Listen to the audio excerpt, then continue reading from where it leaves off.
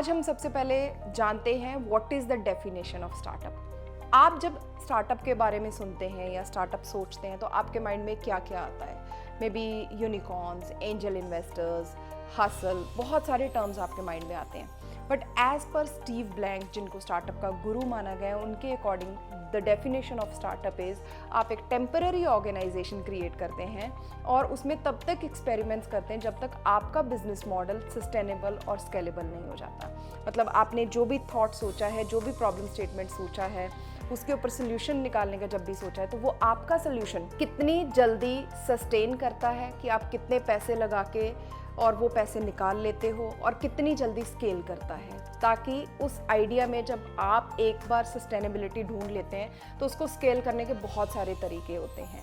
तो आपको ये समझना पड़ेगा कि स्टार्टअप कोई ऐसा वर्ड नहीं है जिसमें प्री रेवेन्यूज, आजकल टर्म यूज़ किया जाता है प्री रेवेन्यू, और प्री रेवेन्यू का मतलब होता है कि आप कुछ टाइम के लिए कुछ भी रेवेन्यू जनरेट नहीं करेंगे। तो ये सब टर्म्स जो हैं बैक एंड पे जा कर के आप ये नहीं सोच सकते कि जो भी आपने एक प्रॉब्लम स्टेटमेंट निकाला है, उसका सोल्यूशन जो निकाला है वो 6 मंथ्स तक रेवेन्यू जनरेट नहीं करेगा या 1 साल तक रेवेन्यू जनरेट नहीं करेगा। कोई भी आइडिया जिसके ऊपर आप काम कर रहे हैं, अगर विद इन 90 डेज़ आप उसमें कस्टमर नहीं लेके आ पाए, दैट मीन्स आपको वो आइडिया में चेंज करना इज़ वेरी इंपॉर्टेंट। सो सबसे पहले स्टार्टअप का डेफिनेशन आप अपने माइंड में बिठा लीजिए कि हमने जो प्रॉब्लम स्टेटमेंट सोचा है और जो भी उसका सोल्यूशन निकाला है वो उसमें चेंजेस आ सकते हैं based on to the feedback. जब आप कस्टमर को सेल करने जाते हो तो आपको बहुत सारे फीडबैक मिलते हैं, आपको कस्टमर के हिसाब से उसमें